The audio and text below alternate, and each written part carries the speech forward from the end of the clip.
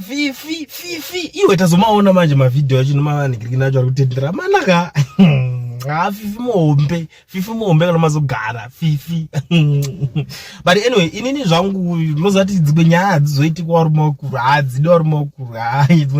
Dzimwe nyaya dzitongoda kuti ngotipfana tochidiki. But inini the reason yaita kuti ndiwe panapa nenyaya yekwaFifi iri kunetsa, nyaya iri kutrend, iri kutenderera.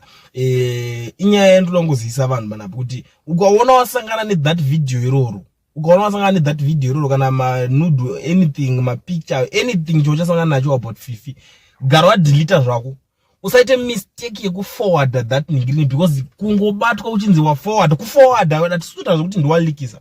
If 5 years mujeri ndo mutemo cyber muZimbabwe muno cyber ndozvo inotaura 5 years dzako uri mujeri ndozvo zvotoda kudzidzisa na maZimbabweans. Share this video uonesa vamwe vari kucelebrate achiti wariona here kutosendera umwe wako neWhatsApp ukangobatwa chete kuti iwo ka forward 5 years mujeri. Chero ukazviramba, chero ukaita nharo inotarisa search about zvinhu zvandiri kukudza sei, enda kana paGoogle unosearcha mutemo wacho wecyber paZimbabwe kuti unoti chii, kwalikisa manude emunhu, kuwaforward manude emunhu 5 years dzako mujeri zvinosungisa. Saka inini zvangu asi munhu mukuru kutaura vanhu ndikuzviita kuti nyaya idzi hadzidi wari mumakuru. Handina hangu kuona video racho raFifi, but ndiri kutaurira kuti Fifi hatina zera naye. Fifi muombe baba.